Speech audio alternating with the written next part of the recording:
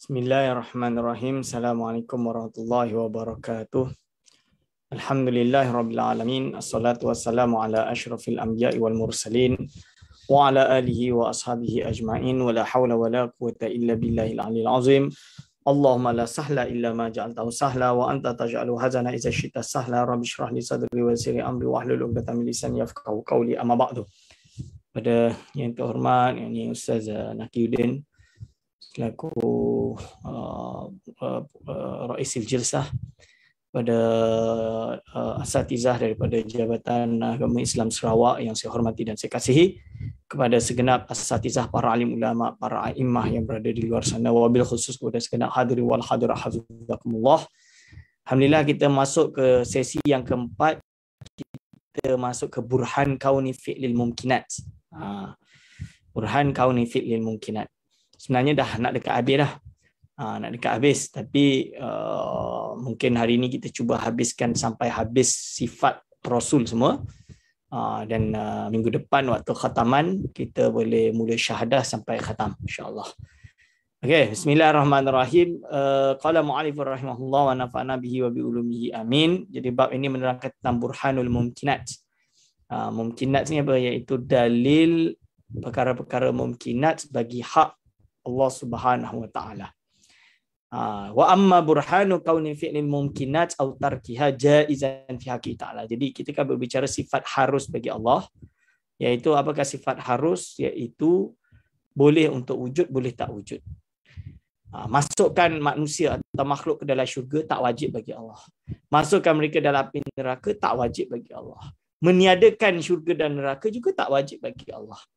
Hanya sahaja kenapa Allah pilih untuk mengekalkan syurga neraka? Kerana iradahnya.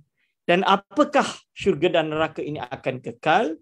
Kerana ada syarat, innallaha la yukhliful mi'ad, dan juga syurga dan neraka itu memang ditakdirkan untuk kekal, maka dia jadi kekal. Dan boleh ke Allah Subhanahu wa taala untuk tidak mengekalkan syurga neraka? Boleh secara aklan, tapi mamnu' syar'an. Kerana apa? Innallaha la yukhliful mi'ad. Allah tidak akan melanggar janjinya. Ni. Jadi benda-benda macam ni kadang orang masih tak faham. Konsep aklan syara'an.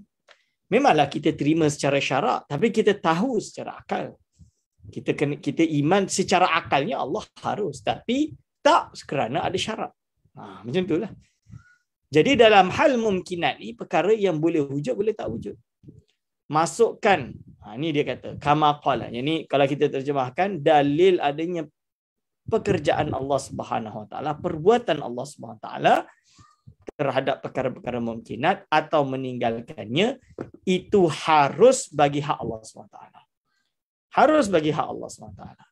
Fali annahu, kerana sesungguhnya kalau wajib kerjaan atas Allah Subhanahu wa taala sesuatu daripadanya aklan terhadap perkara-perkara mumkin. Maksud dia, kalau kita kata perkara mumkinat ini bukan jaiz tapi wajib aklan, seperti golongan Mu'tazilah.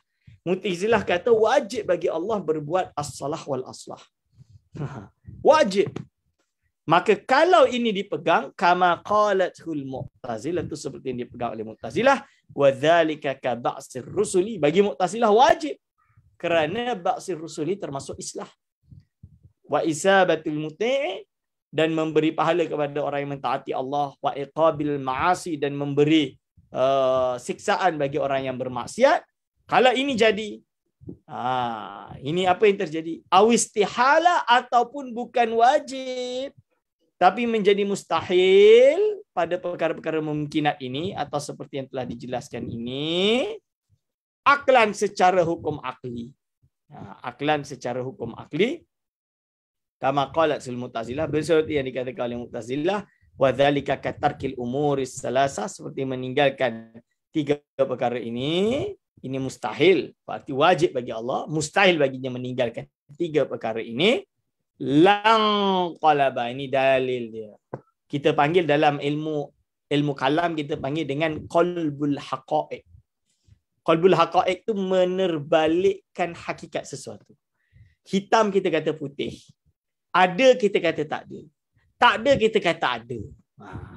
qalbul haqa'iq. Lang qalabal mumkin wajiban atau mustahilan. Nescaya terbaliklah. Perkara mungkin tak jadi mungkinlah menjadi wajib atau mustahil. Padahal kita dah kategorikan pekerjaan-pekerjaan yang mungkinat. Macam mana dia boleh wajib secara akli? Contradict. Ni dipanggil dengan contradiction. So, jelas tuan-tuan dan puan-puan hadirin wa hadirat hafizakumullah. Apabila kita kata perkara mungkinat ni apa? Boleh jadi ada, boleh jadi tak ada. Manusia masuk syurga atau neraka ni mungkinat. Boleh masuk syurga, boleh masuk neraka.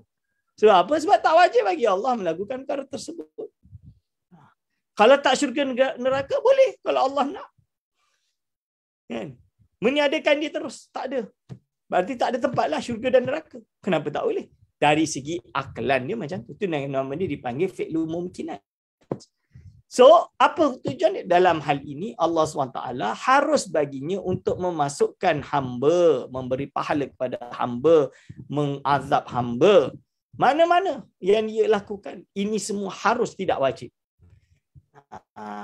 Tapi of course lah, secara syarak Allah dah berfirman menentukan bahawa orang yang mukmin dia akan berada di dalam syurga abadan sarmada. Mungkin kalau dia maksiat, dia akan masuk neraka dulu, mungkin diampunkan dan masuk dalam syurga. Kan? Orang yang kafir, nak macam mana pun, dia akan masuk api neraka. Kekal selamanya. Iaitu dia ketika berada api neraka, tidak akan keluar daripada api neraka sama sekali. Ini orang kafir. Ini kan kita dah belajar benda tu. Secara syarak. Boleh tak Allah ampunkan Abu Lahab? Secara akal boleh, tapi mustahil syar'an. Langqalabal mumkinu, kalau kita kata wajib, tak betul lah, kerana mungkin jadi wajib.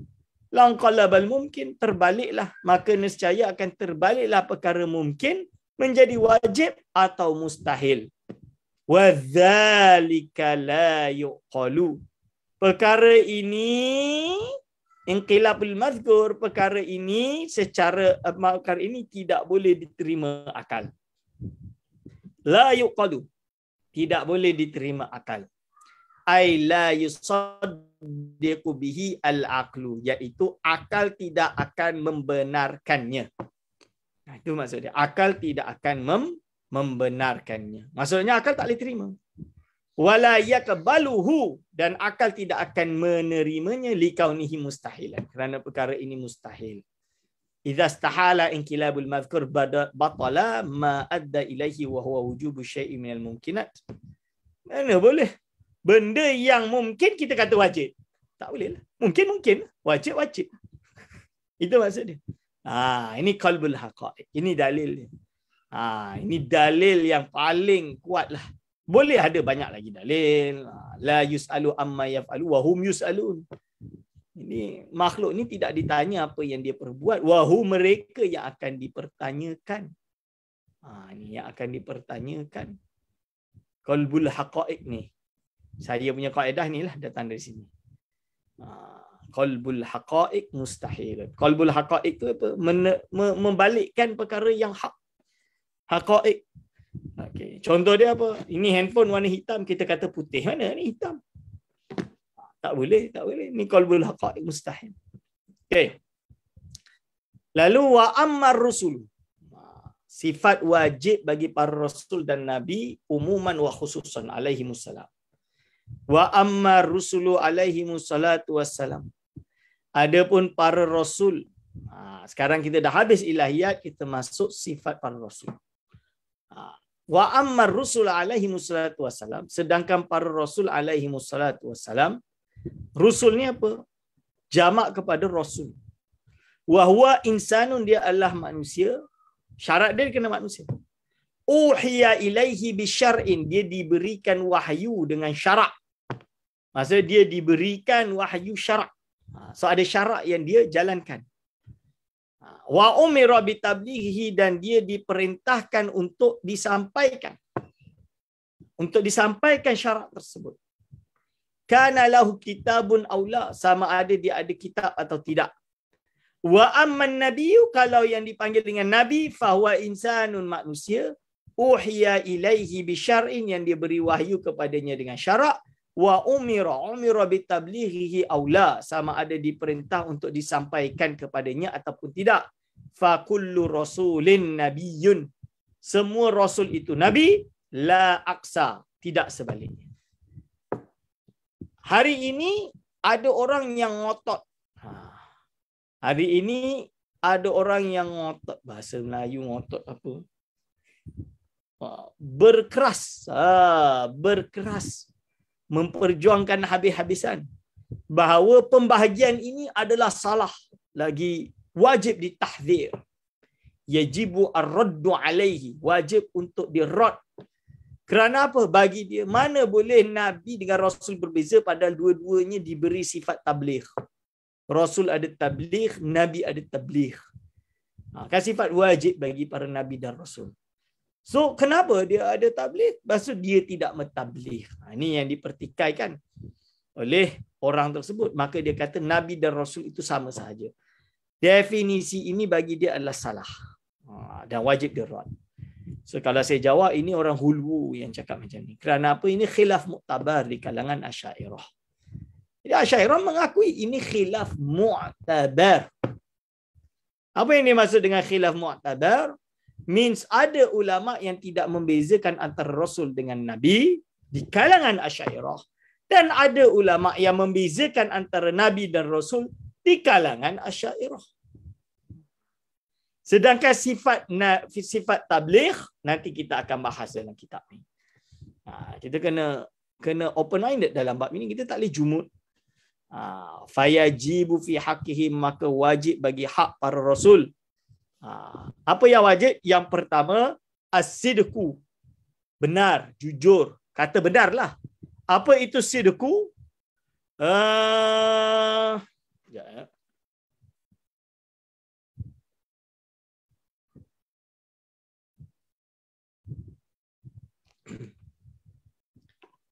Iaitu fayajibu fi haqqihim as-sidqu. As-sidqu itu benar. Apa itu benar? Iaitu apa? Mutabaqatul khabari lil waqi'. Adanya khabar itu sesuai dengan waqi'. Sesuai dengan waqi', kenyataan. Ini adalah benar. Fayajibu sidquhu, maka wajiblah ia benar. Fi da'wahumur risalah, maka segala apa yang didakwakan dibawa dalam hal risalah itu wajiblah benar. Wa fil ahkami, dan juga hukum hakam, allati ballaghuha anillahi, yang mereka sampaikan ia daripada Allah SWT. Jadi mereka kan sampaikan dan ia datang daripada Allah Subhanahu Wa Taala lil khalqi, kepada sekalian makhluk. Wa amma sidquhum, iaitu sidik kebenarannya apa? Fil kalamil adi, ka akaltu kadza, syaratu kadza, ini masuk dalam amanah. Ini masuk dalam amanah. Kerana mereka tidak akan menipu dalam benda-benda bersifat adat sekalipun. Adat ni benda yang takrar lah, berulang kali. Ini dikatakan sidquhum fil kalamil adi, akaltu kadza ila akhirih. Tapi yang disampaikan daripada Allah kepada mereka untuk disampaikan kepada kita, ini masuk dalam sidik, benar. Kenyataan dia memang macam tu. Ini. Wasifatus saniyatu, dan sifat yang kedua adalah al-amanah. Sifat amanah. Wa abbara ba'duhum badalaha bil ismah. Mereka mengibaratkan sebagai gantinya dengan ismah. Wa kilahuma yarji'u li ma'nan wahidin wa huwa hifdzullahi zawahirahum wa bawatinahum minat talabbusi bimanhiyin anhu nahyat tahrimin aw karahatin aw khilafil aula qabla an-nubuwati wa ba'daha amdan aw sahwan. Jadi apa yang kedua adalah sifat amanah, yang mana sebahagian ulama mengibaratkannya sebagai ganti daripada ismah. Berarti ada ulama yang menggunakan istilah ismah bagi amanah. Ada ulama yang menggunakan amanah. Dua-dua betul. Tidak ada masalah. Ini jelas. Ya, dia kembali kepada makna yang sama, iaitu Allah Subhanahu Wa Taala menjaga mereka, zahir mereka, batin mereka dari berbuat perkara-perkara yang dilarang. Yang apa, berbuat perkara-perkara yang dilarang, sama ada haram larangannya, makruh larangannya, ataupun khilaful aula. sebelum kenabian atau setelah kenabian, sengaja ataupun lalai. Sama saja. Ini adalah amanah. Ini menolak golongan yang hari ini syadid mengatakan bahawa para nabi boleh melakukan dosa kecil yang tidak khissah. Khissah ni tidak mencacatkan derajat kenabian mereka. Tapi boleh buat dosa kecil kerana wastaghfiru lidzam ayat tersebut. Wastaghfir lidzambika tu. Dan wastaghfir lidzambika, dan mintalah ampun atau beristighfarlah dengan oleh sebab dosamu. Oleh sebab dosamu. Ini dikatakan apa? Dikatakan berarti Nabi pernah buat dosa, tapi dia beristighfar dan diterima taubatnya. Lalu kalau itu terjadi menurut Asy'ariyah, ini pendapat Imam Sanusi. Sanusi sebut ini dalam kitab Syarah Al-Kubra. Dia jawab, walaupun ada pendapat di kalangan Asy'ariyah sendiri yang mengatakan seperti itu, akan tetapi pendapat yang muktamad justru amanah mereka maksum sampai nahya tahrim, karahah atau khilaful aula. Berarti khilaf aula pun tidak. Kerana apa? Kerana nanti dalil amanah kita akan bahas. Dalil kita akan bahas. Lalu masalah dosa khissah tu apa? Kita boleh iktiraf lah tu khilaf. Boleh tak kita tasyaddud dan mengatakan Nabi mesti berbuat dosa, pernah berbuat dosa kerana ada ayat tersebut? Kita boleh kata itu ayat tersebut untuk menunjukkan tasji' kepada umat beristighfar. Itu memang dimaknakan seperti itu. Para nabi disuruh untuk beristighfar kerana memberi pengajaran tasyri' kepada umat untuk beristighfar. Okey. Dan sifat yang ketiga dipanggil at-tabligh. Wat tablighu, dan tabligh. Tablighu ma umiru bitablighihi lil khalqi. Menyampaikan apa yang diperintahkan kepada mereka untuk disampaikan kepada makhluk.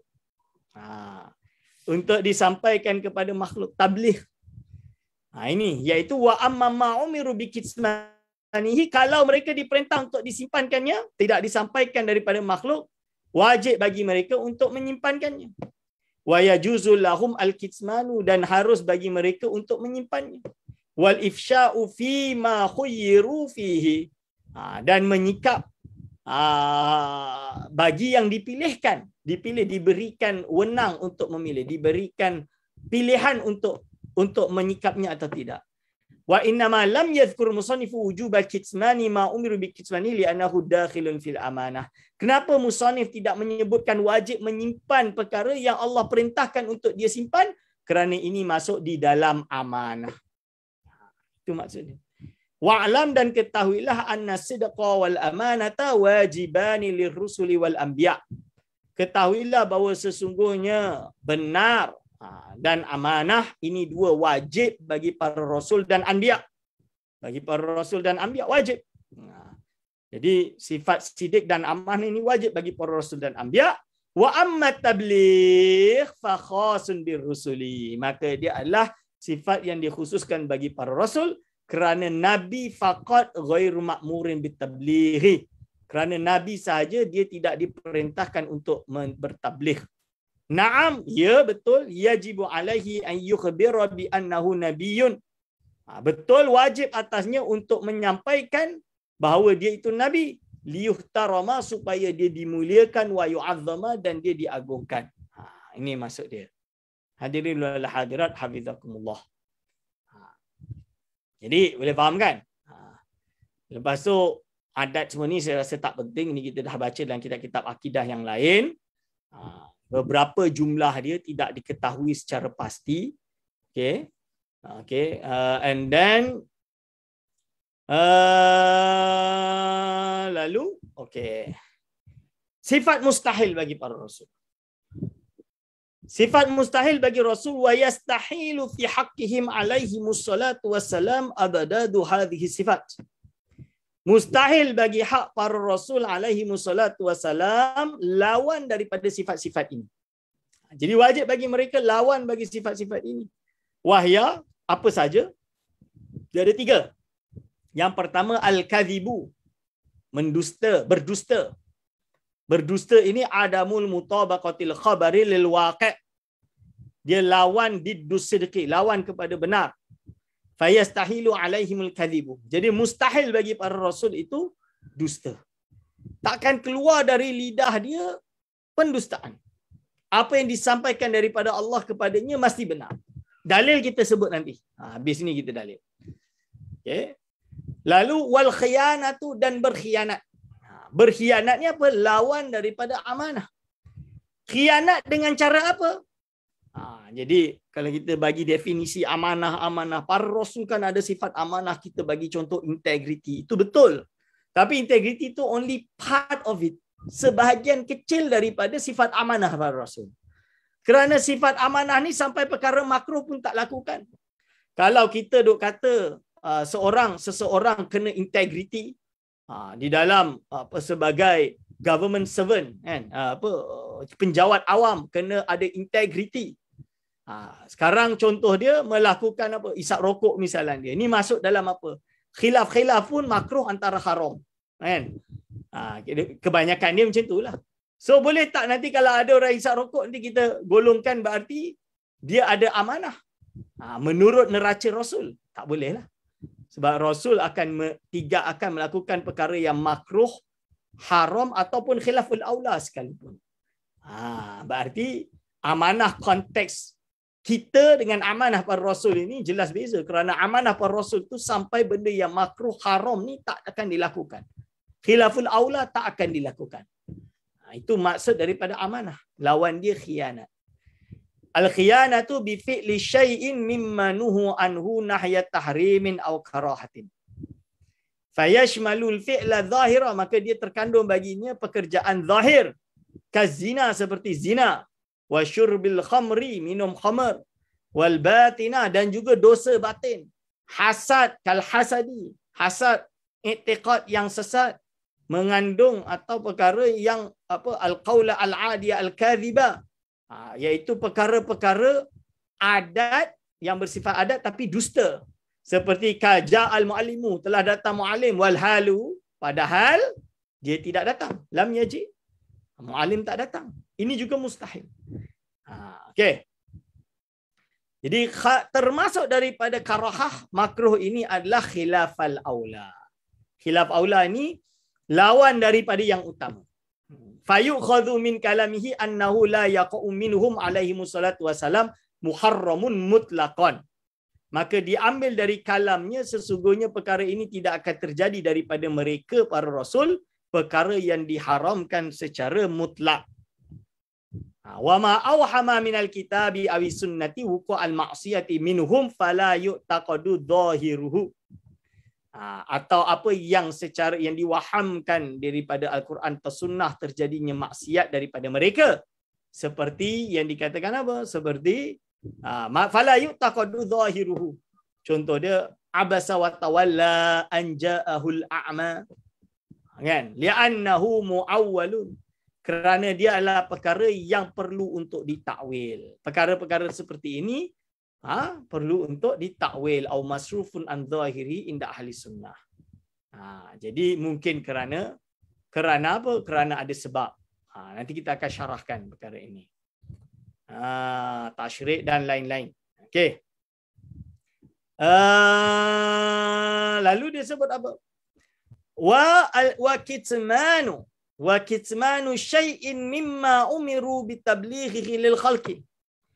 Dan menyimpan sesuatu dari perkara yang diperintahkan oleh mereka untuk disampaikan kepada makhluk. Ini. Kitmanu syai', menyorokkan sesuatu dari perkara yang diperintahkan untuk disampaikan kepada makhluk. Ini adalah lawan tabligh. Lawan tabligh itu adalah kitman. Dan mustahil bagi mereka itu kitman. Walau sahwan. Walaupun lalai. Kerana sahwu tidak harus bagi mereka. Bagi akhbar dan fil akhbari adalah khabar allati ballaghuha, yang mereka sampaikan, apa-apa berita yang mereka sampaikan daripada Allah SWT. Seperti al-jannatu u'iddat lil muttaqin. Tidak mungkin terjadi kesalahan. Dan lain-lain. Juga khabar-khabar yang bersifat adiyah. Seperti saat datang. Tak mungkin mereka lalai. Sahwi.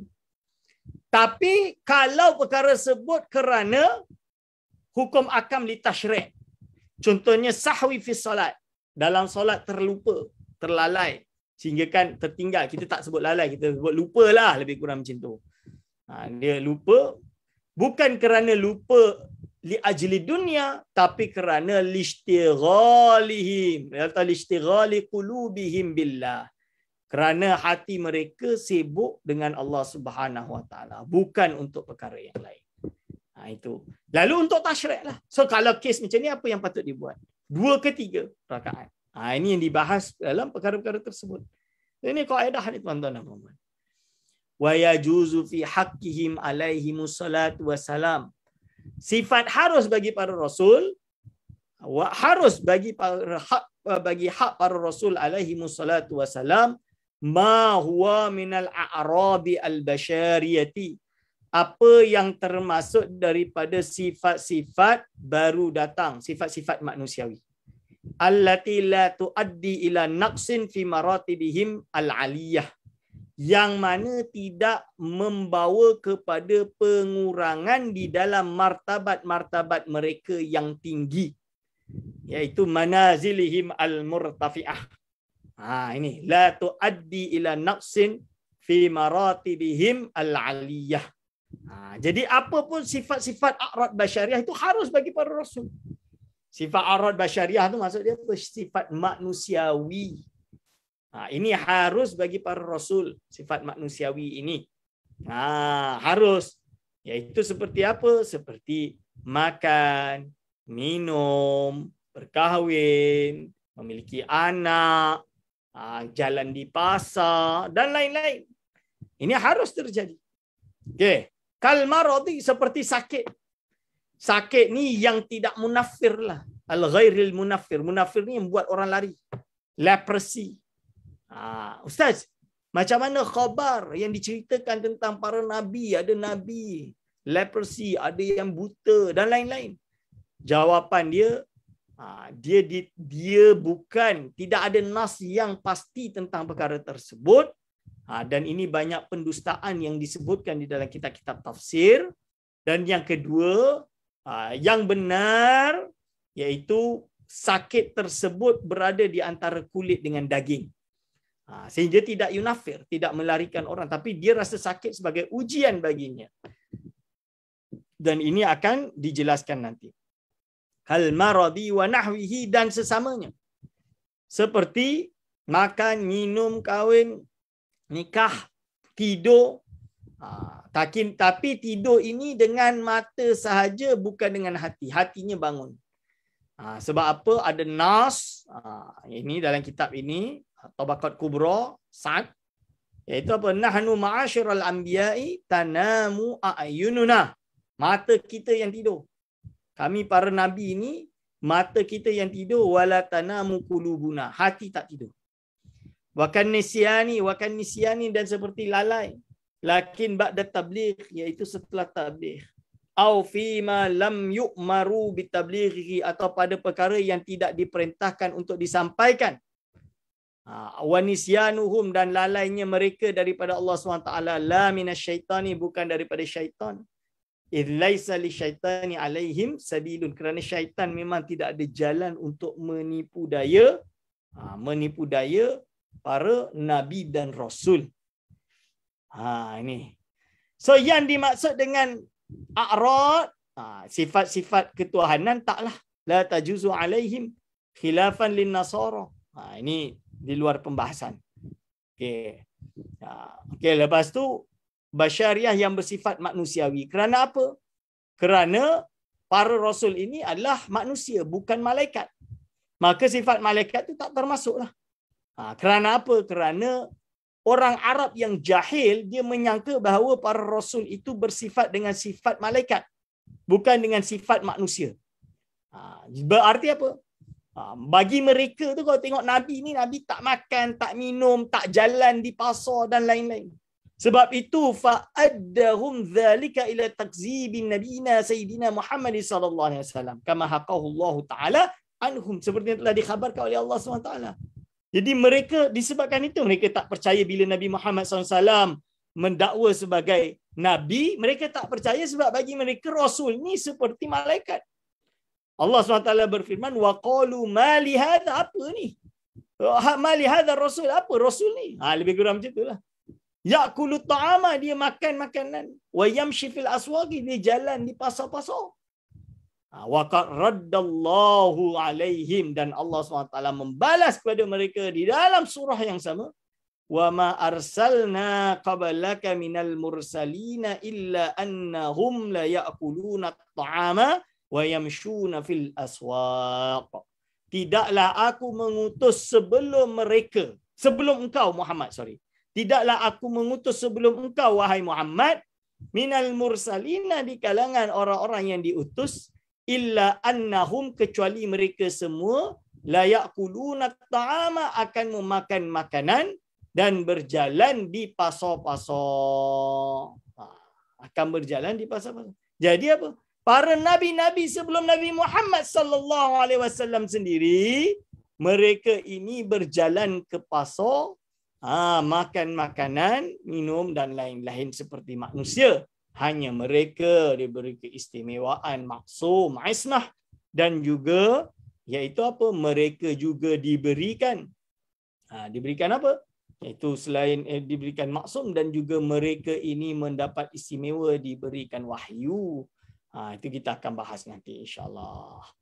Dari kataan la tuaddi ila naqsim fi maratibihim aliyah, iaitu sifat basyariah yang tidak membawa kepada pengurangan daripada sifat atau martabat tinggi mereka, seperti sifat-sifat manusiawi yang menjatuhkan derajat mereka. Maka tak boleh bagi mereka, tak berlaku bagi para rasul. La tajuz tak haruslah. Kasamami wal ama, pekak, buta, bakam ni bisu, fahahah, iaitu pelat, tidak fasih, gagap, pelat lah, gagap. Saya pun tak tahu beza pelat dengan gagap, tapi rasa gagap. Lepas tu wal baladati itu bodoh lah, jahil lah. Ay adamil fatanati, iaitu tidak ada kecerdikan. Wal fadhadhati ay ghilzah, wal khirfati al khasisah, termasuk bekerja pekerjaan yang kecil. Seperti pegang darah, tukang cuci najis, ini buat orang lari. Dia taklah, dia kena tak boleh pekerjaan yang bersifat seperti itu. Wadanaatil abai, ada mak bapak yang daripada jalur bukan pernikahan yang sah. Itu maksud dia. Wala di zina misalnya, tak dibersihkan. Wal amradil munaffirati, dan penyakit-penyakit yang menjauhkan manusia, seperti juzam wal barasi wa nahwi dzalika, penyakit juzam dan baras dan sesamanya. Wa bima taqarrara yu'lamu, dan dari apa yang telah ditetapkan diketahui sesungguhnya, lam ya'ma nabiyyun qattu wa lam yamrid maradan munaffiran. Jadi mereka ini tidak buta, tak ada nabi yang buta sama sekali. Yang dikatakan buta, itu bukan buta, tapi dia ada hijab antara mata dengan akal dia, dengan otak dia. Jadi ada hijab sehingga dia tak nampak, tak sampai, tak boleh nampak. Wa ma waqa'a bi basari Sayyidina Ya'qub, apa yang terjadi pada mata Sayyidina Ya'qub, innama huwa hijabun min tawasulid dumu'i la aman. Dia hanya sebuah hijab dari sampainya penglihatan itu ke otaknya, bukan dia buta. Walam yasbut anna Sayyidina Syu'aiban, dan tidak sabit Sayyidina Syu'aib kana dariran, yang mana dia itu dikatakan buta, tak. Wa ma waqa'a li Sayyidina Ayyub min maradi, Nabi Ayub yang dikatanya dia ada sakit leprosy, innama kana bainal jiddi wal azmi, dia hanya ada di antara kulit dengan tulang. Walam yakun munaffiran, dan dia tidak sampai menjauhkan, melarikan umat.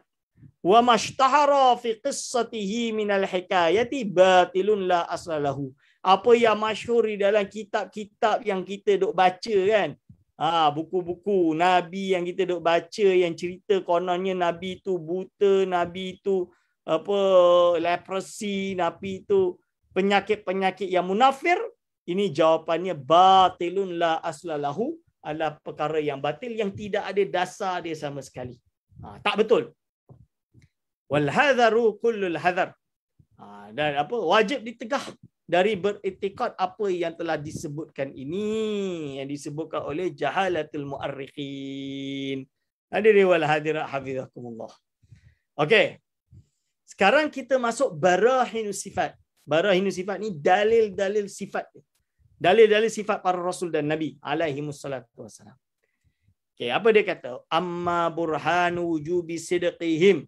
Adapun dalil wajibnya para nabi dan rasul ini benar alaihi wassalatu wassalam, fali annahum law lam yasduku.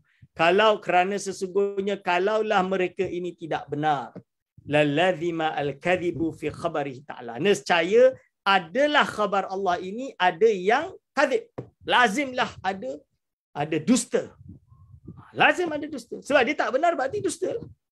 Kerana apa? Litasdiqihi ta'ala lahum bil mu'jizati an-nazilati manzilata qaulihi ta'ala sadaqa 'abdi fi kulli ma yuballighu anni. Kerana apa? Kerana Allah SWT telah membenarkan mereka. Dengan apa? Dengan mukjizat. Jadi Allah kan dah beri kepada para nabi dan rasul mukjizat. Yang mana mukjizat itu berada pada posisi atau tempat firman Allah SWT. Ini maksudnya seolah-olah apabila Allah memberi dia mukjizat, maka seolah-olah Allah Subhanahu Wa Taala menganggap bahawa sadaqa abdi, benarlah hamba-Ku pada segala apa yang dia sampaikan daripada aku.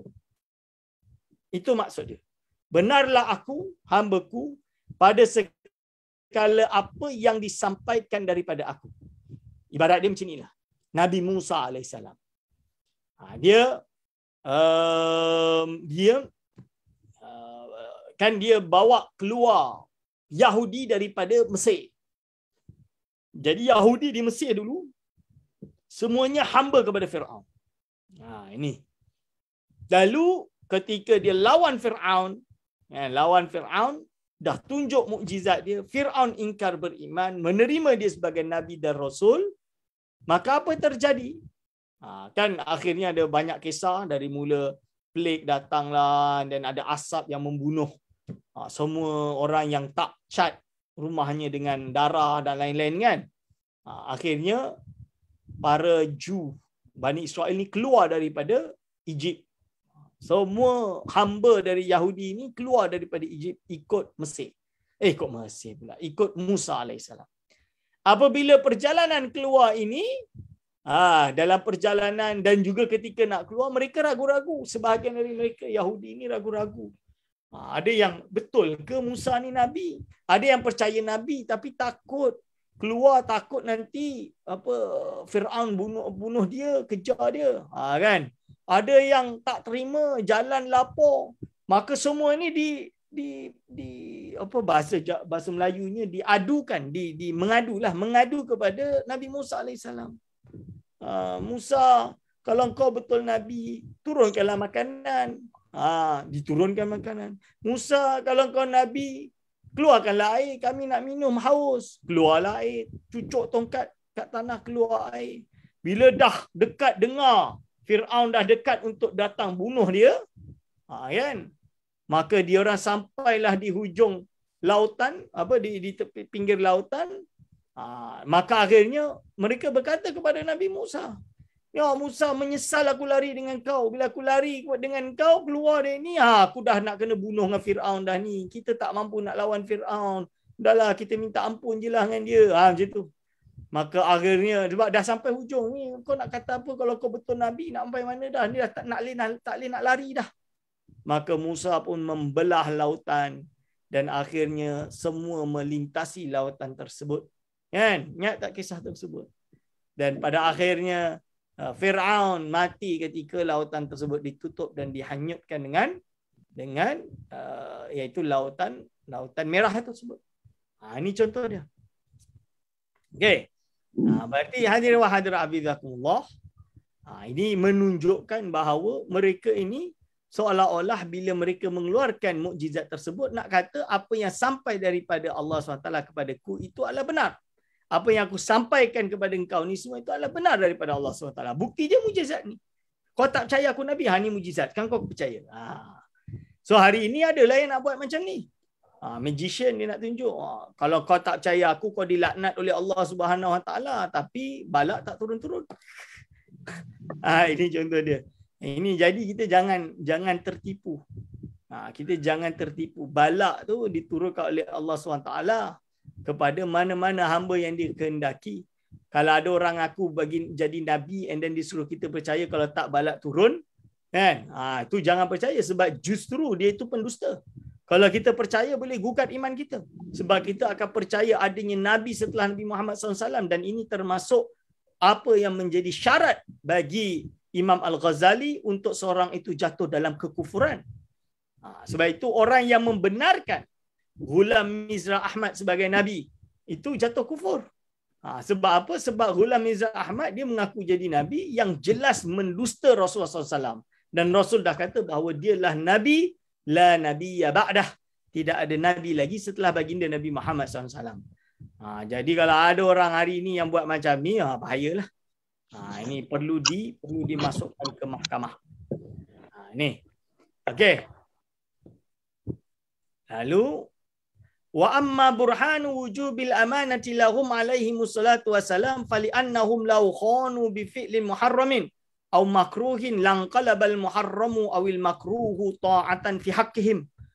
Adapun dalil wajibnya sifat amanah bagi mereka alaihi wassalatu wassalam, fali annahum, kerana sungguhnya mereka kalau mereka berkhianat dengan melakukan perkara yang diharamkan, tuan-tuan, atau melakukan perkara yang makruh, langqalaba, nescaya terbaliklah perkara yang haram atau makruh itu menjadi ketaatan fi haqqihim, di sisi hak mereka.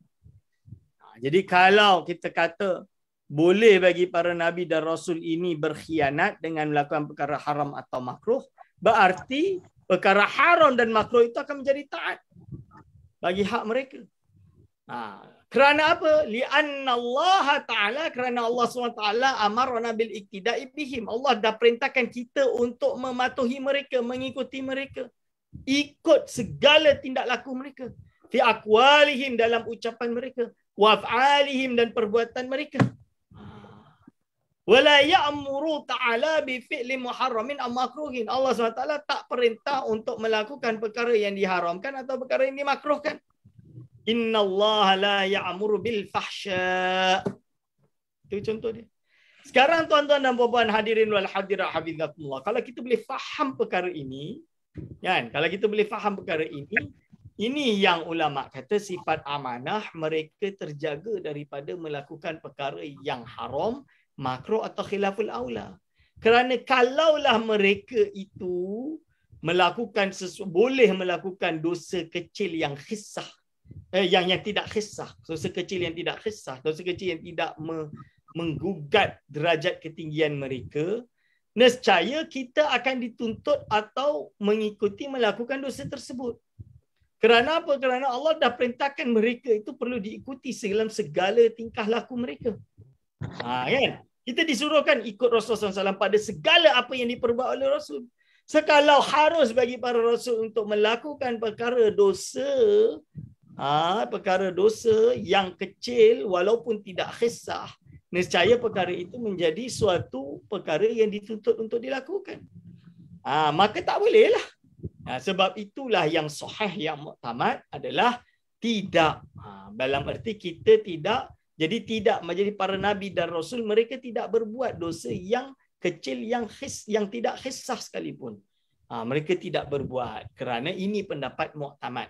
Dan ini yang telah disyarahkan dan dijelaskan oleh University Al-Azhar Al-Sharif, Darul Ifta' Mesir, dalam juz 1 daripada kitab dia bernama Fatawa Al-Mu'assilah. Dalam tu dia ada bab i'tiqad, dia menjelaskan tentang orang yang memperjuangkan Nabi boleh melakukan dosa kecil. Dia tak ada masalah kalau kita anggap ni khilaf. So kita iktiraf bahawa memang dalam Asy'ariyah ada pendapat seperti itu. Tak ada masalah. Saya rasa itu dalil yang kuat, itu hak entah. Tapi kalau entah nak kata, siapa yang kata Nabi tak boleh buat dosa kecil yang tidak kesah, maka salah keluar daripada akidah ahli sunnah. Rod dan lain-lain kerana bercanggah dengan ayat ini. Oi, tak bolehlah macam tu. Kan? Ini kena faham. Dengan makna ayat tersebut kena faham. Mungkin ayat itu boleh ditakwil dengan cara lain. Oh, tak boleh, dah jelas tak boleh ditakwil. Itu entah klaim sendiri. Masalah dia, kesalahan golongan seperti ini adalah tasyadud dalam mendakwa pendapat mereka yang betul dan siapa lawannya semuanya sesat. Tak bolehlah macam tu. Semuanya wajib dirod. Hatta Imam Bajuri dirod, Imam Ibnu Hajar Al-Haytami dirod, dan lain-lain. Banyak sekali ulama. Banyak ulama yang dirod. Ini. So ini kena jelas. Wala ya'muru ta'ala bi fi'li muharramin wa makruhin. Allah SWT tidak memerintahkan melakukan perkara yang diharapkan atau yang makruh. Innallaha la ya'muru bil fahsya. Ini. Wa hadza bi'ainihi. Dalil ini, dalil amanah ini adalah burhan, dalil wajibnya sifat amanah bagi para rasul. Inilah dalil dia bersifat dengan sifat amanah.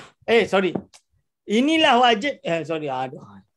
Inilah juga dalil untuk wajibnya bersifat dengan sifat tabligh bagi para rasul. Jadi, kenapa mereka tabligh?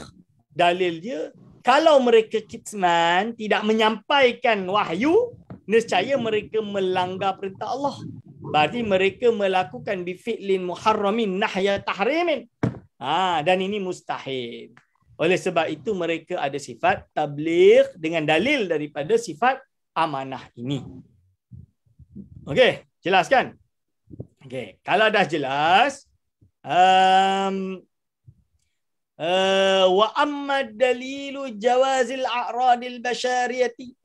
Adapun dalil harus bagi mereka memiliki sifat-sifat manusiawi atas mereka, fa musyahadatu wuqu'iha bihim, kerana terlihat perkara itu berlaku di atas mereka. Maksudnya kita dapat lihat perkara itu berlaku di atas mereka. Berlaku di atas mereka maksud dia apa? Sifat-sifat manusiawi ini memang ada, berlaku pada mereka. Maksud dia apa? Di zaman Rasul, para sahabat melihat Rasul itu seperti manusia. Kisah Nabi Isa AS, di mana dia makan, dia minum dan lain-lain. Ini dilihat, musyahadah. Memang berlaku dan disaksikan oleh siapa saja yang berada pada zaman itu. Dan khabar Rasulullah SAW ini secara mutawatir sampai kepada kita. Nabi Muhammad SAW kahwin dengan Khadijah. Hasil daripada kahwin dengan Khadijah, lahirlah banyak anak, termasuk satunya adalah Fatimah Az-Zahra. Fatimah Az-Zahra nanti berkahwin dengan Sayyidina Ali, lahirlah Hasan dan Husain dan lain-lain. Kita cukup panjang ni. Lepas tu apa lagi? Baginda Nabi Muhammad SAW, bagaimana dia juga merasakan sakit. Ini disebut. Dia makan, termasuk mujizat dia, iktsarul qalil. Iktsarul qalil, memperbanyak benda yang sedikit dan lain-lain. Ini dia tuan-tuan dan puan-puan. Ini adalah a'rad al-basyariyah, sifat-sifat yang bersifat manusiawi. Tujuan dia ada sifat manusiawi yang dilihat ini sebagai dalil sifat harus para rasul dengan sifat manusiawi, imma li ta'zimi ujurihim, sama ada kerana mengagungkan ujurihim, iaitu pahala mereka ketika mereka menanggung sakit tersebut. Nak naikkan derajat para nabi dan rasul ni, kerana hidup mereka susah dengan kesakitan, dengan lapar mereka. Bagaimana mereka ini dihina oleh Fir'aun misalnya. Fir'aun memusuhi mereka. Nabi Muhammad sallallahu alaihi wasallam dimusuhi oleh kafir Quraisy Mekah. Diboikot di pulau. Kan, di pulau. 3 tahun, 2 tahun, 3 tahun tu. Contoh dia. Sabar je. Tak boleh jual beli dengan keluarga sendiri. Tak ada siapa nak jual barang kepada mereka. Nak beli makanan tak boleh. Nak beli tak boleh. Nak bisnes tak boleh. Tijarah tak boleh. Bisnes hancur. Sampai hidup susah, sakit. Contoh dia. Ini untuk apa? Li ta'zimi ujurihim. Li ta'zimi hujurihim. Sebab itulah ada riwayat yang mengkhabarkan asyaddukum bala'an al-anbiya'u summal awliya'u summal amthalu fal amthal. Iaitu paling kuat, paling sangat balaknya itu adalah para nabi dulu. Oh, kalau kita baca kisah para nabi ni, Masya Allah. Memang mereka iman dia tinggi. Kita tak mampu. Summal awliya, lepas tu para awliya. Kita lihatlah para wali. Para wali-wali Allah, bagaimana kesabaran mereka dalam beribadah. Kesabaran mereka dalam mengarang kitab, dalam mendidik umat. Para awliya-awliyanya, ulama besar. Imam Syafi'i, Imam Maliki, Abu Hanifah, zuhud dia Masya Allah. Imam Ahmad diuji dengan isu dengan golongan Mu'tazilah di Baghdad. Summal amsal fal amsal, lepas tu yang apa seperti kita turun-turun ni tambah ringan lah. Jadi kalau hidup ni semua sedap, tak pernah diuji, makam dia tak tinggi sangat lah. Tapi jangan bagi alasan sebab tu saya nak buat maksiat supaya saya diuji. Oh, tak betul lah tu. Na'udzubillah min zalik. Ini dia. Ai afdalul fal afdal. Fa'ala qadri qurbil abdi min rabbihi taqumu bihil amrad wal mihan. Fa in qulta Allahu jalla wa ala qadirun ala ta'zimi ujurihim biduni wuqu'i tilkal a'radi bihim. Kalau ada yang kata Allah SWT itu maha berkuasa untuk mengagungkan pahala mereka dengan tanpa menjatuhkan sifat-sifat itu pada mereka, jawapan dia anna hikmatahu subhanahu iqtadat anna ta'zima ujurihim la yatahaqqaqu wa la yazdadu illa ma'a wuqu'iha bihim. Hikmah dia adalah Allah Subhanahu wa taala sendiri menentukan untuk meninggikan pahala mereka dengan menambahkan kesusahan ujian kepada mereka tersebut. Li'annahu ta'ala yaf'alu ma yasha', sebab Allah boleh buat apa yang dia kehendaki. La yus'alu amma yaf'alu wa hum yus'alun. Ibarat dia samalah. Kita kata, kalau Allah tu maha mengetahui segala sesuatu, kenapa perlu dia hantar malaikat, Ustaz? La yus'alu amma yaf'alu wa hum yus'alun. Tak payah ditanya tentang apa yang Allah nak buat. Kaum ni, kalian semua ni, wahum, mereka inilah yang akan dipertanggungan atas apa yang mereka lakukan di dunia ini. Ini dia. Aulit tashri'i, atau kerana tashri'. Untuk menjadikan syariat. Seperti lalainya Rasulullah SAW ketika, bukan lalai, lupanya Rasulullah SAW ketika solat. Macam saya dah sebut tadilah, kerana ada apa? Kerana ada sebab. Kerana Allah dia istighal dengan ketaatan dan Allah jadikan dia lupa supaya menjadi syariat. Macam mana nak solat 2 ke, solat 3 ke? Itu misalan dia. Wuruqil maradi wal khawfi lahu lina'lama kaifa tu'adda as-salatu fi halatil maradi wal khawf. Aw litasalli anid dunya. Atau kerana apa? Kerana untuk menunjukkan, menjauhkan betapa bersabarnya mereka dari urusan dunia ni, dari dunia ni. Adamul huzni. Mereka ini tidak rasa susah dengan kehilangan dunia ini. Dengan apa yang terjadi di dunia ini. Tidak menyentuh sama sekali bagi mereka. Kerana mereka tahu dunia ini darul fana. Suatu saat akan fana, akan sirna. Itu maksud dia. Wal muradu bidunya huna al malu wa ma yatba'uhu minar rahati wal ladzati wa ghairihima.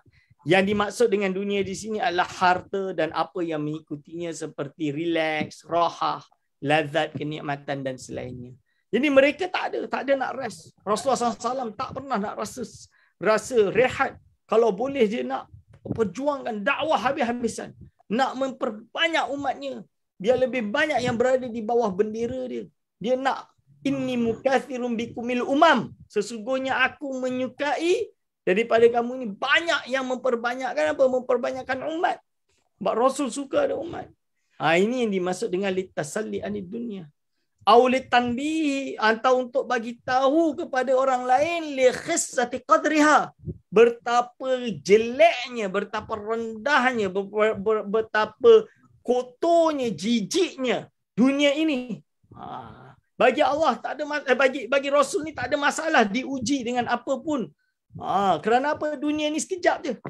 Kita tak mampulah zaman ni. Kita dah kena kutuk dah dekat dalam Facebook ke, dekat dalam Instagram ke, kita dah merajuk, kita dah tak nak, kita dah tak buka Facebook dah dan apa-apa. Betul tak? Ini manusia. Kerana dia berharap pujian, berharap pujian dan lain-lain. Walhal. Kalau tugas dia untuk menerangkan yang hak, untuk menyampaikan ilmu, dia kena sampaikan. Kenapa dia perlu takut? Kerana apa? Urusan derajat dan penilaian umat terhadap dia, itu hak Allah Subhanahu Wa Taala. Allah Subhanahu Wa Taala menentukan. Selagi yang dia buat itu betul, kenapa dia perlu malu? Tapi kalau yang dia buat itu kejahilan, kekufuran, dia kena malulah, dia kena taubat. Itu beza dia. Qadriha indallahi, di sisi Allah Subhanahu Wa Taala. Wa adamu ridahu biha darajazain li anbiya'ihi wa awliyaihi, dan tidak ada ridanya dia, iaitu mereka itu biha dengan dunia ini, darajazain sebagai tempat untuk mendapat balasan di anbiya'ihi, dengan tidak ada ridanya, dengan tanpa ridanya Allah SWT biha dengan dunia ini sebagai tempat untuk diberi balasan li anbiya'ihi, bagi para nabinya, nabi Allah, wa auliyaihi, dan aulia Allah. Jadi balasan itu nanti yang kekal. Biar di dunia ini susah tak apa, yang penting di akhirat nanti mereka akan memimpin orang-orang yang akan masuk syurga bighairi hisab dan lain-lain, memimpin umat-umat mereka. Ini adalah sebab-sebab dia. Bi'tibari ahwalihim fiha alaihimus salatu wassalam. Kerana melihat apa? Melihat keadaan mereka di dunia. Bagaimana keadaan mereka di dunia? Alaihimus salatu wassalam.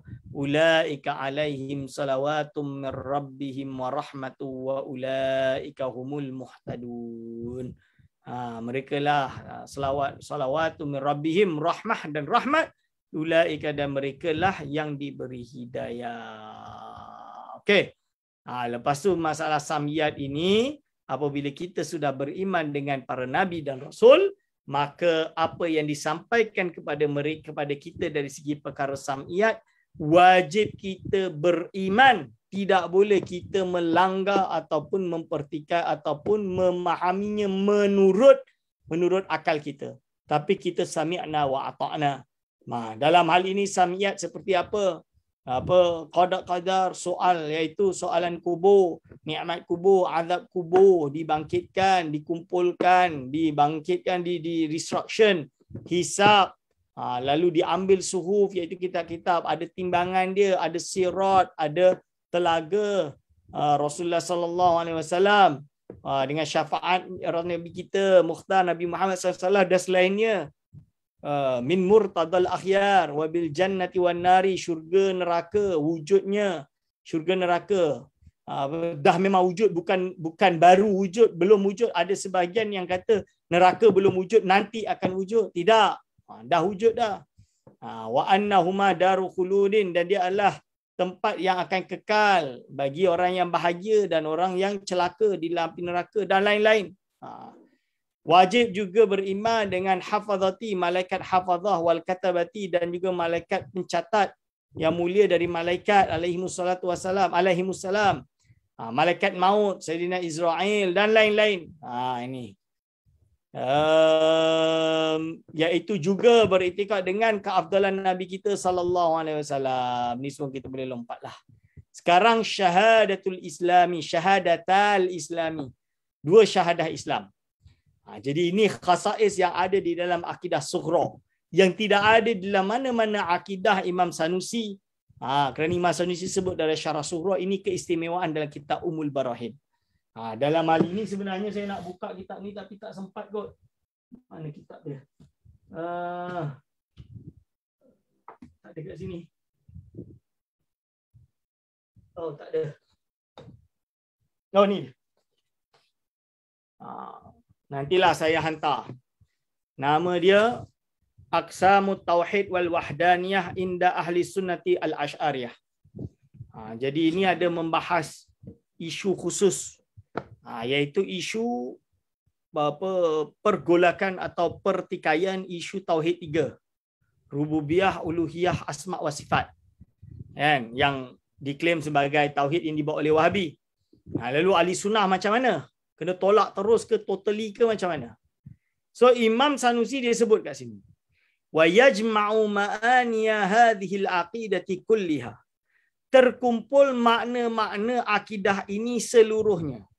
Dari kata-kata iaitu apa? La ilaha illallah Muhammadur Rasulullah. Tidak ada Tuhan yang disembah melainkan Allah. Nabi Muhammad sallallahu alaihi wasallam adalah pesuruh Allah, adalah utusan Allah. Jadi semua akidah yang tuan-tuan belajar ni dari hari minggu pertama sampai malam ni tadi, semuanya terkumpul di dalam kalimat syahadah. Dipanggil dengan kalimat musyarrafah. Kalimat yang dimuliakan. Okey. Lepas tu dia kata apa? Dia kata kerana apa? Kerana apa? Jadi yang nak dengar tapi tak detail. Tak detail, insya-Allah hari Khamis depan saya syarahkan. Tak dapat detail, bukan Khamis depan. Khamis depan tu maksud dia program Iman Una minggu depan. Tapi saya tak dapat syarahkan secara mendetail lah kerana waktunya sangat singkat. Tapi perlu saya syarahkan sebab banyak yang salah faham.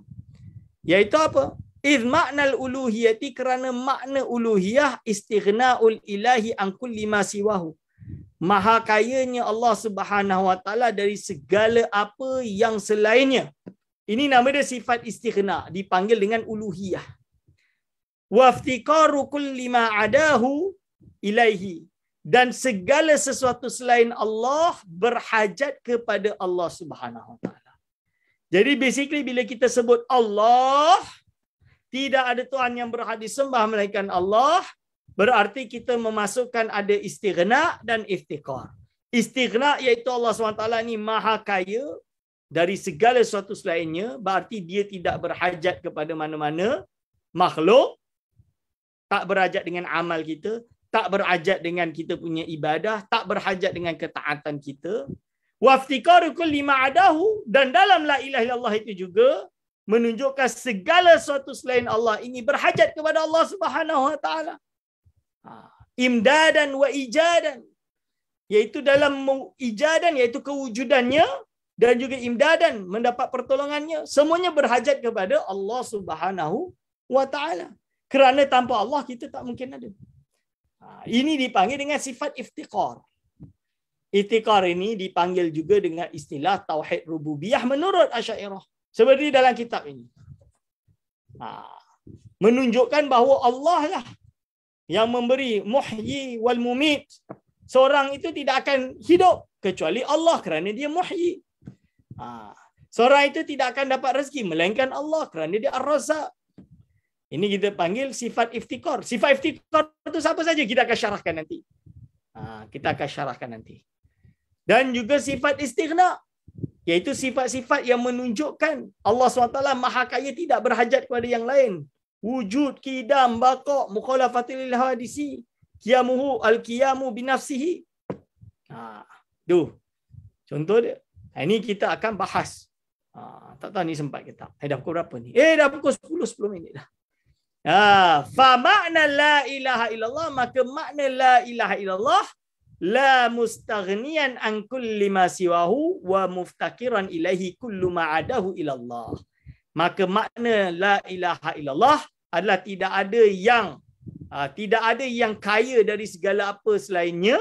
Maksudnya Allah SWT sahajalah yang yang maha kaya, wa muftakiran ilaihi, dan semuanya berhajat kepadanya, selainnya berhajat kepada Allah, illallahu, melainkan Allah SWT. Jadi yang ada sifat dua ni hanyalah Allah Subhanahu wa taala. Classification sifat kita masuk minggu depan insya-Allah. Ini dia maksud. Dari sini, apakah perbezaan tauhid 3 dengan tauhid yang difahami oleh Ahli Sunnah wal Jamaah?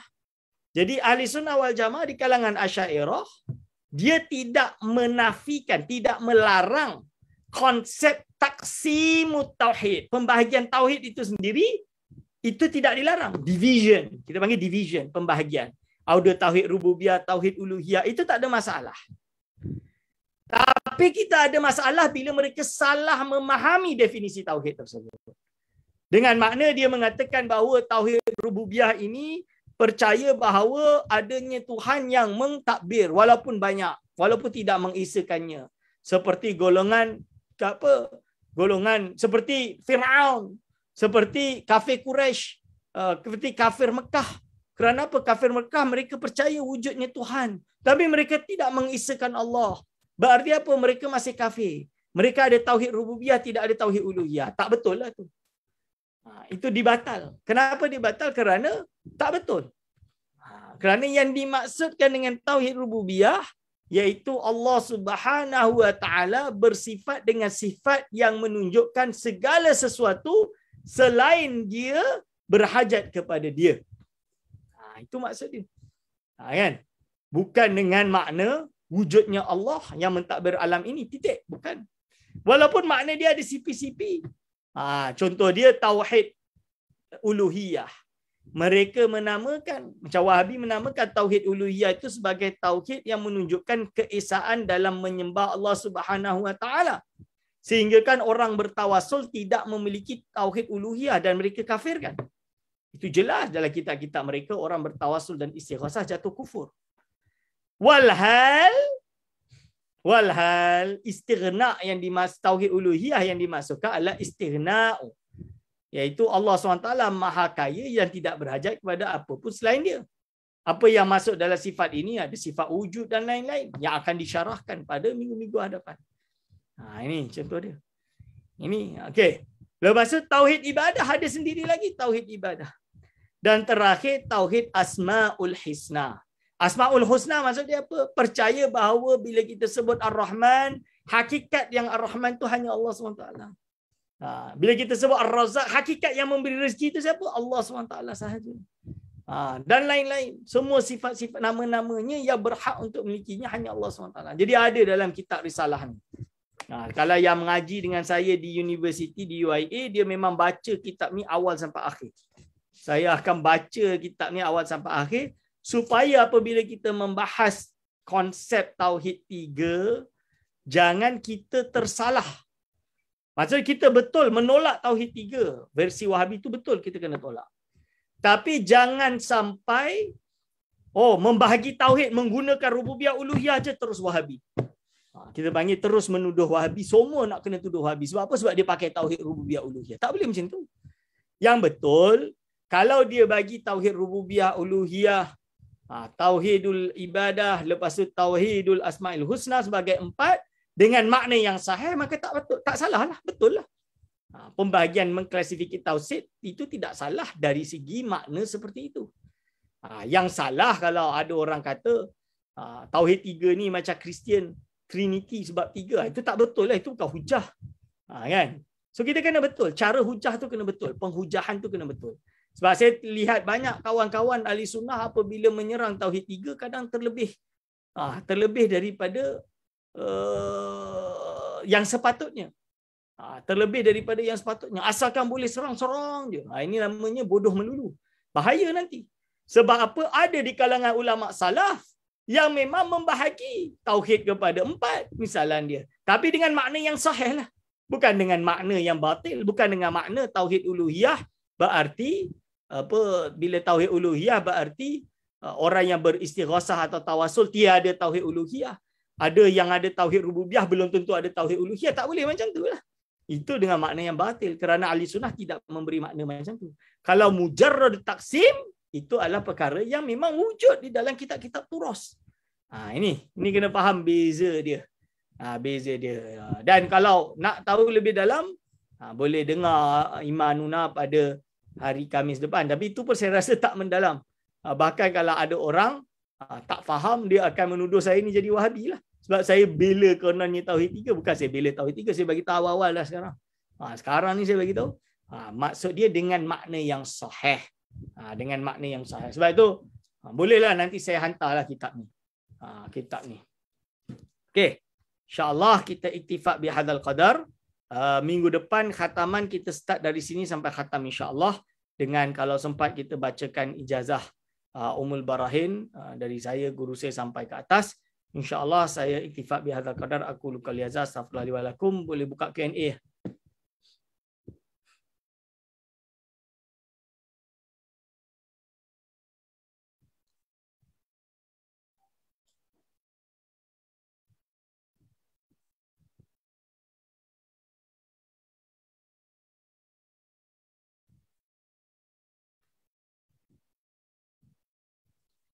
Okey, bismillahirrahmanirrahim. Ini soalan pertama.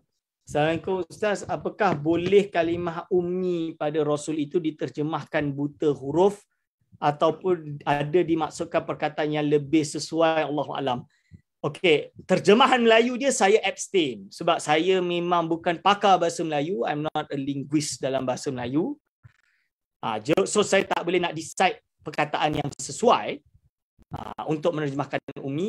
Akan tetapi ummi yang ada pada baginda Nabi Muhammad sallallahu alaihi wasallam bermaksud Nabi memang tidak mampu membaca dan menulis, tapi bukan kerana penghinaan, bukan kerana bodoh dan lain-lain, tidak, tapi kerana untuk menunjukkan kemu'jizatan Al-Quran itu sendiri.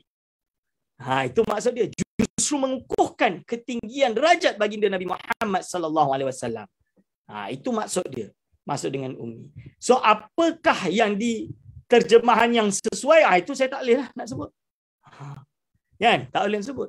Jadi memang Rasul memang ditakdirkan oleh Allah SWT untuk tidak membaca dan menulis, membuktikan bagaimana Rasulullah SAW boleh menyampaikan kepada kita Al-Quranul Karim yang memang perfect. Kalam Allah. Itu membuktikan itu adalah kalam Allah yang benar. Itu dia. So terjemahan tu saya tak boleh nak komen. Itu kena buat homework sendiri.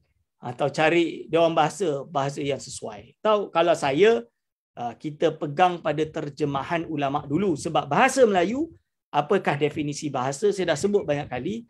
Bahasa adalah apa yang digunakan sebagai alat komunikasi oleh suatu bangsa. Itu nama dia bahasa. Kan? So orang Melayu ni nak berkomunikasi guna bahasa Melayu. Berarti jangan anggap apa yang ada dekat kamus dewan itu muktamad, itulah bahasa Melayu. Belum tentu. Maksud dia bukan saya nak mempertikaikan dia bahasa, bukan. Maksud dia, bahasa Melayu adalah sepatutnya apa yang digunakan oleh orang Melayu yang asli, ini nama dia bahasa Melayu. Dan yang lain-lain itu kita panggil serapan ke dalam bahasa Melayu. Jadi bahasa lain yang diserap dalam bahasa Melayu. So kalau ulama dulu menggunakan terjemahan yang dianggap sesuai di zaman dia sebagai orang Melayu yang asli perlu mendapat pengiktirafan terjemahan dia. Sebab tu saya sekarang dalam menterjemah beberapa kitab, saya cubalah untuk menjaga perkara tersebut walaupun kadang-kadang tak dapat sebab diorang kata baca terjemahan Ustaz Aiman ni lebih macam Indonesia daripada Melayu, which is true. Yalah, nak buat macam mana, saya duduk Indonesia 13 tahun. So I cannot help myself. Alah, saya cakap bahasa Inggeris lah. Saya kata atau cakap Arab lah. Dalam hal ini, so tergantung, it depends. Bagi saya kita saya kena abstain dalam penggunaan bahasa yang sesuai. Okay, Assalamualaikum, boleh doktor terangkan sifat fatonah yang disebutkan dalam kitab-kitab lain? Sifat fatonah tidak disebutkan oleh Imam Sanusi kerana fatonah sudah dimasukkan daripada termasuk di dalam mafhum tabligh dan juga untuk menafikan daripada sifat khianat yang mana Rasulullah SAW tidak mungkin untuk sengaja menjadi jahil atau bodoh. Itu yang kedua, ulama yang pertama memasukkan fatonah adalah Imam siapa ni? Al-Laqani di dalam Jauharatut Tauhid. Jadi Imam Al-Laqani di dalam Jauharatut Tauhid, dia ada dah sebut bahawa sifat Nabi iaitu mana ni sifat-sifat nubuat, ma yajibu 279. Wazid al-fatanah.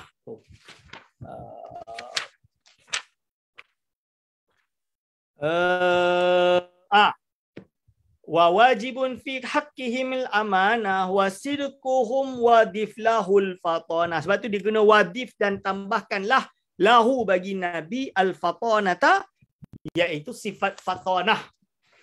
Dan tambahkanlah sifat fatanah. Jadi akhirnya menjadi 4, bukan 3. Kerana menurut Imam Sanusi 3. Ini. Jadi kalau menurut Imam Laqani 4. Ditambah dengan fatanah. Dan ulama yang datang setelahnya dia masukkanlah fatanah. Kerana tak mungkinlah para Nabi itu bodoh.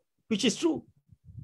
Ya kan? Ini. So betul. Dan Imam Sanusi sebut ini juga. Isyarah kepada fatanah dia dah sebut dah di dalam kitab syarah-syarah dia. Walaupun dia tidak masukkan sebagai qisman mustaqilan. Suatu pembahagian yang khusus. Fatanah ni cerdik lah. Lawan dia baladah. Tak mungkinlah Nabi itu bodoh. Mana boleh? Mana mungkin? Kerana bodoh itu sifat kekurangan. Okey. Doktor mohon sebut semula tajuk kitab disebutkan tadi Al-Aqsam. Aqsamut Tauhid wal Wahdaniyah inda ahli sunnatil Asy'ariyah. Ini nanti saya hantar dalam grup lah, senang. Ini memang diberi free oleh Ustaz Nizar Hamadi. Saya mengaji terus dengan penulisnya Ustaz Nizar Hamadi. So apa tak cukup Asy'ari ke? Ustaz Nizar Hamadi ini yang tahqiq banyak kitab-kitab manuskrip Asy'ariyah. A to Z. So memang mengaji dengan dia memang ajar saya. Dari awal sampai akhir dan dia terangkan. So dia tak sesuai kalau orang berhujah tidak boleh taksim tauhid ini. Tauhid kan satu, mana boleh taksim? Bukan macam tu.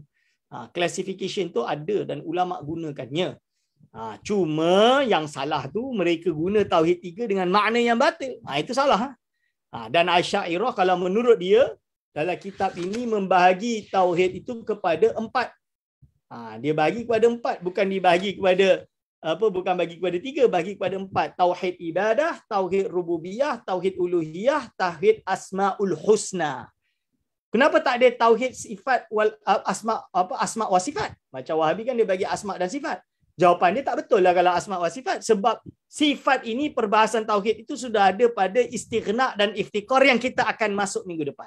So sabar dulu. Ni. Dan saya bagi tahu awal-awal sebab saya tahu insya-Allah, bukan insya-Allah, nauzubillah min zalik. Nauzubillah min zalik, mungkin ada orang yang cetek akalnya minggu depan bila dia dengar Imanuna, dia tengok Ustaz Aiman dah jadi Wahabi dah, pergi ajar tauhid 3. Itu koma kena jawabkan nanti. Tolong saya jawab. Saya dah penat dah nak jawab. Tapi ini juga isu dia, perbincangan tauhid 3 juga dibincang di beberapa peringkat jabatan agama dan juga jabatan mufti. Dibincang tentang pembahagian tu boleh ke tak boleh. Dulu nak lawan habis. Tak boleh bagi langsung. Lepas tu, tapi ada beberapa ulama, bahkan ulama Melayu dikatakan kepada saya memang membahagi tauhid. Seperti Wahabi contoh dia. Tapi saya tengok dulu, ada di Johor ada buku sekolah agama yang ada. Dan saya baca, tapi dengan penilaian macam mana? Dengan penilaian yang sahih lah. Kalau dia sampai menafikan tawasul istighasah, dia kata Fir'aun ada tauhid, dia kata kafir Quraisy ini ada tauhid, tauhid rububiyah, itu tak betul lah. Makna tu dah tak, definisi dah tak betul. Tapi kalau dengan makna yang betul, seperti yang ada di dalam kitab akidah Asy'ariyah, seperti yang ada dalam kitab ni, maka tak ada masalah. So tugas kita adalah kita kena betulkan dengan persepsi yang betul, bukan dengan persepsi yang salah. Bahkan ada satu kitab yang terbaru ditulis, bukan baru sangatlah, saya dah beli 5 tahun lepas, tentang pembahagian tauhid ini oleh ulama besar dari Palestin. Saya ada An-Nabulusi nama dia kalau tak salah. Tebal ni kitab dia tentang pembahagian tauhid 3 tu, dia kritik lah. Di awal tu dia kata Asy'ariyah memiliki makna, tapi dengan makna yang jauh beza dengan apa yang dibawa oleh golongan ini. Itu disebut dalam kitab tu. Boleh bacalah. Cuma dia tak emphasize, dia tak syarah mendalam. So tujuan Ustaz Nizar tulis ni mungkin untuk mensyarahkan pendalaman tentang bagaimana Asy'ariyah menggunakan dengan makna yang sahih. Itu. Okey.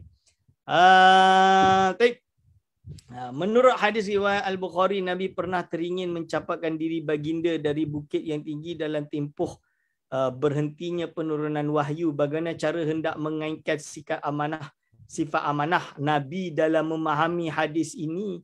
Dia tak buat kan? Dia tak buat kan? Tak buat. Okey. Tapi kena telitilah. Saya tak berani nak cakap sebab saya kena baca dulu hadis tersebut. Dan saya kena baca Fathul Bari lah untuk memahami hadis tersebut.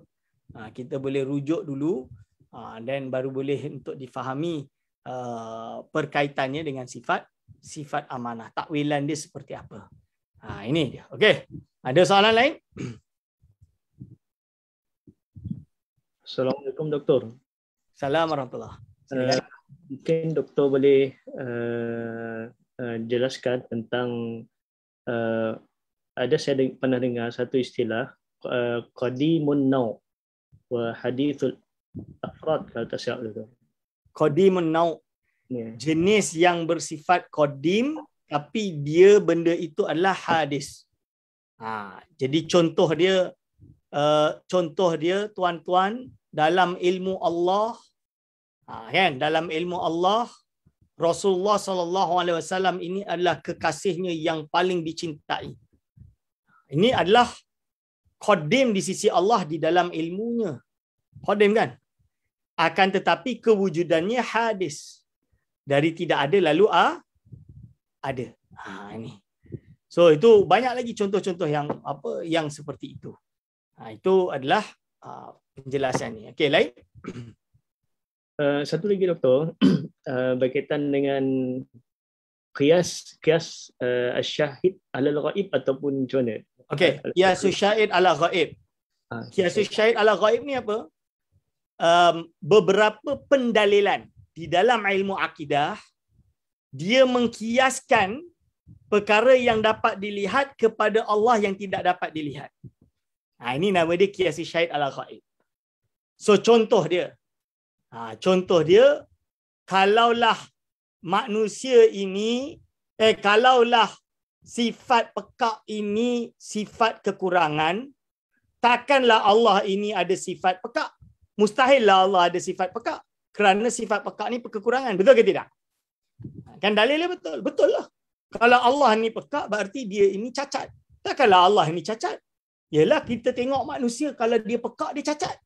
Allah takkan boleh ada cacat. Oh, dia kena dibersihkan dari segala kecacatan. Secara kias tu memang kita nampak betul. Akan tetapi kias kini dianggap kias paling lemah. Kerana apa? Sekarang kalau macam tu, manusia tak ada tangan, cacat tak? Cacat. Allah tak ada tangan, cacat lah. Nanti Wahabi guna macam tu. Tak betul lah. Sebab itulah ulama mutaakhirin. Sebab itu jangan meremehkan mutaakhirin pula. Ada yang kata, kita tak mutaqaddimin, Ustaz. Kita hanya nak pakai mutaqaddimin, tak nak pakai mutaakhirin. Tak boleh lah macam tu.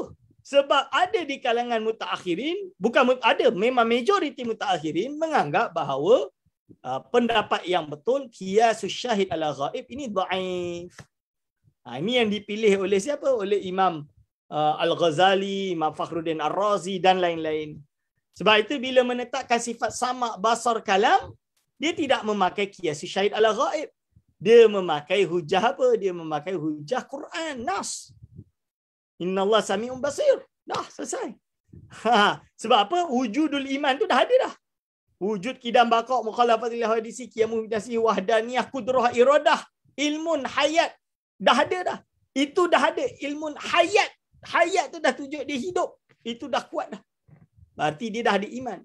Setelah itu adalah nas. Itu qiyasus syahid ala ghaib. Dan memang ada tesis khusus bahas qiyasus syahid ala ghaib dalam semua hal. Dan kenapa dia dhaif, kenapa ulama kata dhaif. Dan ini pendapat yang muktamad. Sebab tu jangan semata-mata golongan mutaqaddimin berpendapat itu mesti yang paling kuat. Tak boleh lah. Tak boleh macam tu. Kan? Kita kena lihat esensi dalil dia. Okay. Next. Doktor, dalam kes syahid alal ghaib itu, untuk sifat-sifat lain kita guna yang tu, betul? Ataupun memang kita tak guna terus? Tak, tergantung. Sifat wujud tak pakai itu. Sifat wujud pakai kias mantiki. Kan? Kias wujud wujud kidam juga memakai konsep tasalsul, istihalatut tasalsul, dan istihalatul daur. Baqa samalah dia ikut pada kidam. Mukhalafatul lil hawadisi, dia bukan kias syahid ala ghaib. Dia pakai kias mantiki juga. Kerana kalau kita sama dengan makhluk, maka apa beza? Kalau Allah sama dengan makhluk, maka apa beza Allah dengan makhluk? Kan? Aulawi kita panggil, kias aulawi. Allah SWT mestilah lebih suci, lebih tinggi, lebih agung daripada sekalian manusia. Qiyamuhu binafsihi. Ini kerana apa? Kerana juga pakai kias juga. Kalau Allah SWT berhajat, nescaya dia itu muftakir. Takkan Allah muftakir. Bahawa dia ghani kan. Ini kita dah bahas. Lepas tu apa? Qiyamuhu binafsihi wahdaniyah. Pakai dalil tamannu'. Lau kana fihi ma alihati illallah la fasadata. Wahdaniyah qudrah. Qudrah menunjukkan bahawa kalau tidak ada qudrah, nescaya tak wujudlah alam ni. Ilmu sama, iradah sama. Menunjukkan kebesaran Allah. Ini menunjukkan pakai kias juga. Kias aulawi. Okey. Lalu apa lagi? Qudrah iradah ilmun hayat. Hayat adalah kalau dia mati, nescaya macam mana dia ada sifat-sifat tersebut? La yuqal. Kan? Tidak masuk akal. Okey. Lalu berarti qiyas syahid ala ghaib tidak dipakailah dalam bab ni. Boleh. Kalau nak pakai pun boleh juga. Tapi dia dikuatkan dengan dalil lain lah. Sebab itu umul barahin. Jadi Imam Sanusi mengumpulkan umul barahin yang dia anggap paling kuat. So dalil detail perdebatan tu tak dipakai. Tapi qiyas syahid ala ghaib dipakai dengan cara hujah lain oleh ulama yang lain yang datang sebelum Imam Sanusi. Contoh dia Imamul Haramain. Dalam kitab Al-Irsyad, dia ada pakai qiyas syahid ala ghaib, dikritik oleh Al-Muqtarah. Dikritik oleh Fakhruddin Ar-Razi. Ini contohnya.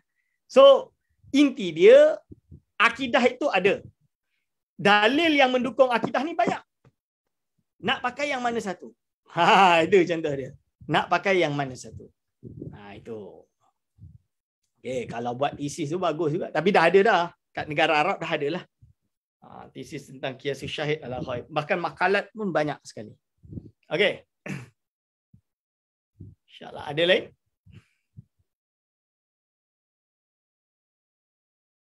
Ada lagi? Oh, tak baca. Sorry. Bagaimana dengan pendidikan yang sepatutnya bagi tafsir Al-Qa dalam kisah Nabi Musa dengan lembaran-lembaran suci? Ketika baginda tengah marah antara letak dan lempa, yang mana betul sekiranya lempa, apakah memberi kesan pada akidah? Maksud dia ini ketika Nabi Musa alaihissalam turun daripada Jabal dan akhirnya melihat umatnya menyembah menyembah Musa Samiri tu kan, Baqarah, betul. Dan akhirnya dia melempar ayat suci tersebut, maksudnya melempar Taurat. Jadi kita kena faham ketika itu syariatnya berbeza, lauhah tersebut. Jadi kita kena faham bahawa syariat dia berbeza, yang kita tak tahulah syariat dia seperti apa. Bagaimana kita nak takwil letak atau lempar dengan macam mana, kita tak tahulah. Saya pun tak boleh nak jawablah lempar macam mana. Syariat dia ketika itu mungkin tidak ada masalah, kerana itu bahagian daripada syariat dia untuk dikondemkan kepada golongan atau Bani Israel yang menyembah kepada Musa Samiri dan menyembah pada Baqarah tersebut yang dibuat oleh Musa Samiri. Okey. Dengan kalau kita berbicara tentang sifat amanah lah. Ini bukan dengan makna lempar dengan makna hina. Tidak, tapi condemnation. Mengkondem mereka yang berlaku maksiat. Wallahu a'lam. Okey. Ada lagi?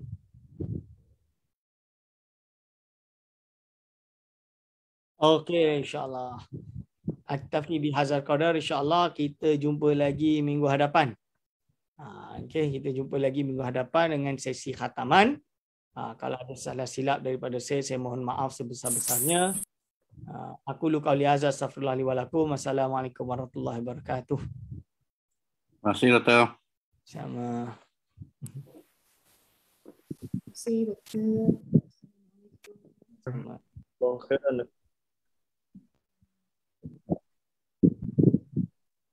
Jazakallah khair, Doktor.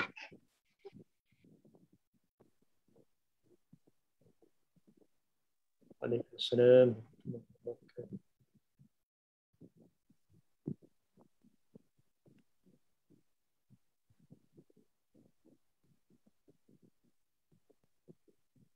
Recording stopped.